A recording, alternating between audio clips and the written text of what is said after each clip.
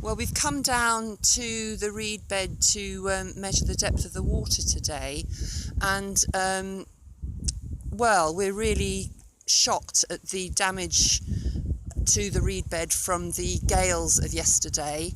45 miles an hour winds, and let's quickly take a look up here so you can see very clearly how the overgrown reeds have been blown over. In the process of doing so, have lifted up the joints of the reed bed, and it looks quite nasty. So this is the damage that we're so concerned about. If the reed bed isn't regularly cut back, if the reeds aren't regularly cut back, you can see over here how it's slammed into the water. Look at that. Whoops! We frightened the wrens, I think. Can you see how it's all proud out of the water there?